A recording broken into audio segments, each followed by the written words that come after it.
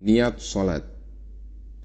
Niat ikhlas dalam ibadah adalah bagian dari rukun diterimanya ibadah. Nabi SAW bersabda, semua amal tergantung pada niatnya. Hadis riwayat Bukhari. Niat adalah amal yang tempatnya di hati. Oleh karena itu, tidak boleh melafalkan niat dalam melakukan ibadah apapun, termasuk sholat. Karena Nabi SAW, orang yang paling sempurna ibadahnya, tidak pernah mengajarkan maupun mengamalkan lafal niat dalam ibadah apapun. Maka perbuatan melafalkan niat termasuk di antara perbuatan yang menyelisihi ajaran Nabi SAW. Selama sudah ada lintasan hati untuk melakukan sholat tertentu, maka ini sudah dianggap berniat. Oleh karena itu, yang perlu dihadirkan dalam hati ketika hendak sholat adalah sholat karena mengikuti perintah Allah dan Rasulnya.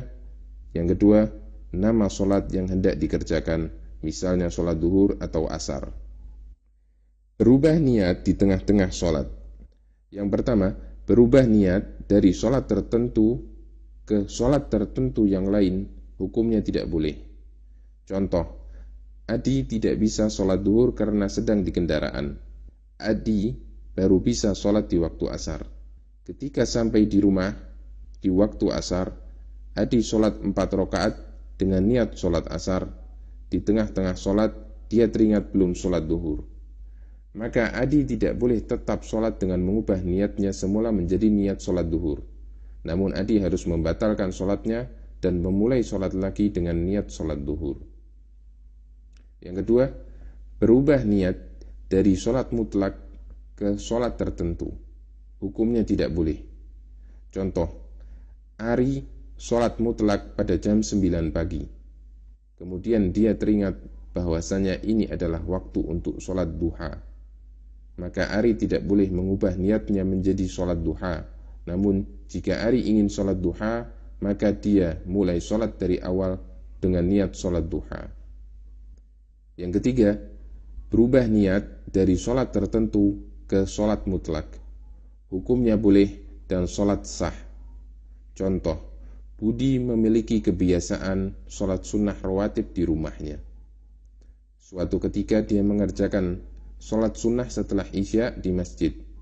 Ketika sampai rumah dia lupa kalau dia telah sholat sunnah setelah isya. Kemudian Budi melakukan sholat 2 rakaat dengan niat sholat sunnah setelah isya. Di tengah-tengah sholat dia teringat bahwa dia sudah sholat sunnah setelah isya.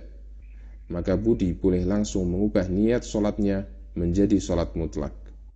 Catatan, sholat sunnah ada 2. Yang pertama, sholat sunnah muqayyad atau sholat sunnah yang terikat dengan tempat maupun waktu.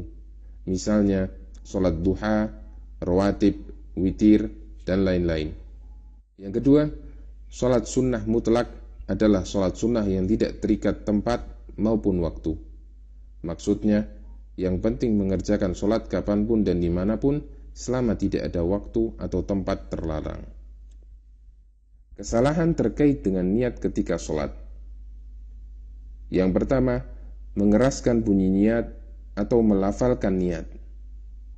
Al-Qadhi Abu Rabi' Asy-Syafi'i mengatakan, mengeraskan niat dan bacaan di belakang imam bukanlah bagian dari sunnah. Bahkan ini adalah suatu yang dibenci. Jika ini mengganggu jamaah sholat yang lain, maka hukumnya haram.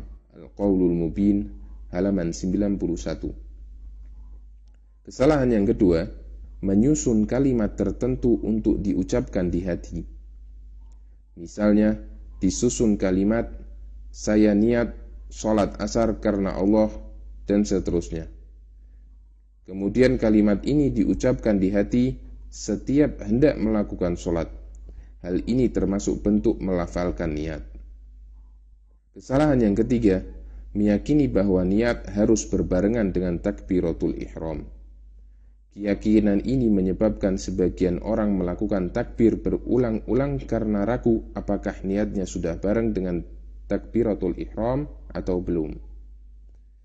Dan kesalahan yang keempat, sering was-was ketika niat. Imam Syafi'i mengatakan was-was ketika niat sholat dan bersuci adalah bentuk kebodohan dengan syariat dan kurang akalnya. Al-Qaulul Mubin, halaman 93.